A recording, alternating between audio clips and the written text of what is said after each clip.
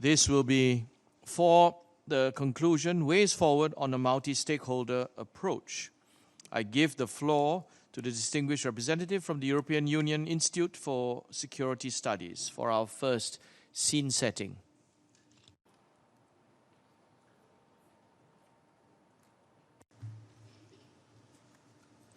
Dear Mr. Chairman, distinguished representatives and colleagues, thank you for giving me the floor to share some thoughts and ideas concerning the way forward.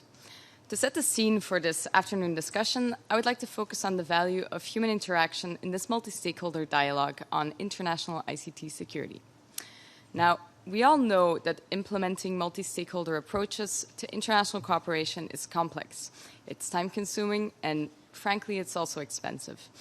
This is why I would like to first express my admiration for the many colleagues in this room who work tirelessly to facilitate these processes in bringing together a diversity of stakeholders. Now, I don't want to take up too much time so we have enough time to discuss concrete outcomes, but I do want to make an analogy to stress the importance of human interaction by comparing this engagement to the domain name system DNS. Now, many of the people in this room can be seen as domain name servers who hold directories of all the people they know and have interacted with before. Organizations and platforms like the UN and the IGF are like root domain name servers. They hold the directory of all the top-level domains like the .eu, .japan, .us, but also .com, .org of this world.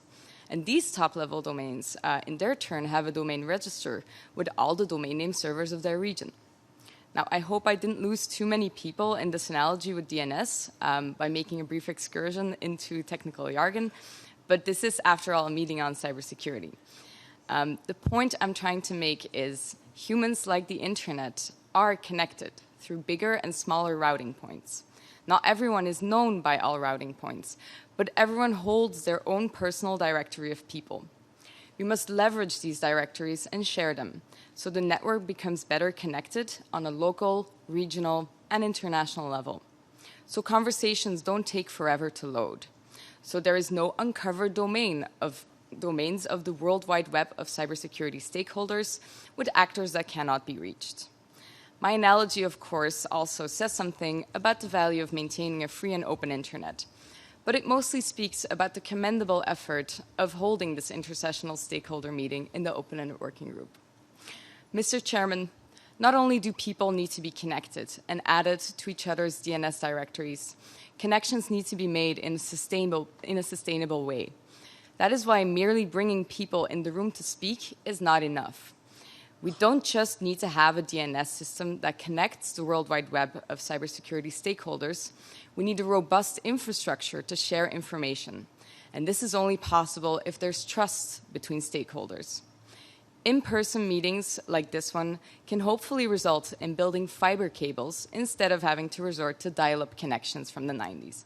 And I promise this is my last analogy to the internet.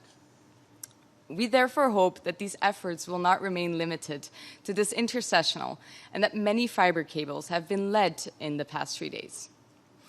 Mr. Chairman, these words and my strong belief in the importance of the multi-stakeholder engagements are based on our own experiences. Over the past 2 years, the European Institute for Security Studies has been implementing an EU-funded project called EU Cyber Direct.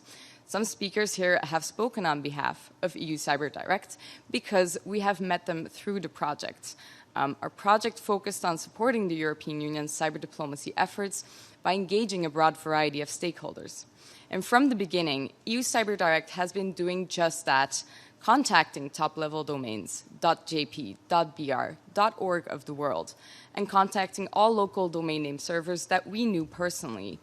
They were our entry points into making new and exciting connections in the network. With this effort, we've brought academics and civil society to meetings with EU diplomats and partner countries to share their experiences. And in doing so, we hope we've also boosted their capabilities, bringing them into these conversations about stability, norms, international law, and cybersecurity cooperation.